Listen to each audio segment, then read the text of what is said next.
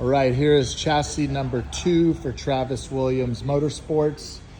Here's a cool feature about the rear ends that go in these trucks. You can see this gray finish compared to the silver non-heat treated finish. So this gray finish is because this rear end gets fully normalized and heat treated, which gives it this gray finish after it gets bead blasted.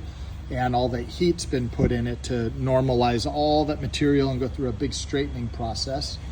You do see some of this metal with heat marks in it, and that's because we weld these things or whatever, brake tabs, snouts, tabbing for the sway bar on after the fact. So this brake tab gets fully welded, and then the extra gusset goes on top of that weld, so you don't start a crack from inside there. So these things are welded all the way around. Now you see this nice big thick weld here for the snout. So this is a 4-inch quarter wall tube.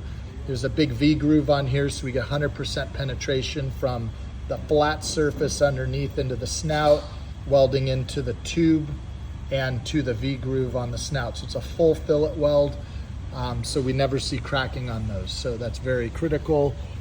The face plate of that rear end's been CNC machined, so that's perfectly flat. We got a carbon fiber dashboard in the chassis as well. We do multiple passes of TIG welding on these chassis. We have this new gas tank design, which is over 100 gallons of fuel. This is depleted from the middle of the truck, so it doesn't have as much effect on the chassis as if that gas tank, say 650 pounds of fuel in the back of the truck depletes.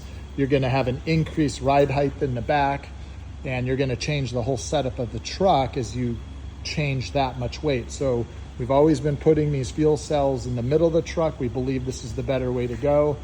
And we put the batteries, the radiator, the oil coolers, the spare tires, the jack, spare drive shaft, as much unchanging weight as possible in the back. So on these chassis, from say the first version of these 6100 trucks, or what we call our TTL, which is the unlimited lightweight truck.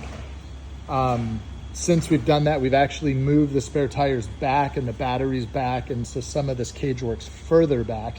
So it's the same chassis, same design. So if someone wanted to upgrade their truck, these tubes back here, this is all one design, and then this back here, you could buy that section and upgrade your truck. Also in the front of the truck, we now do a 4.0 bypass shock. We have the bump stops. We have this new nose in the truck here. And so a lot of upgrades, and you can update your truck to that. So these are our new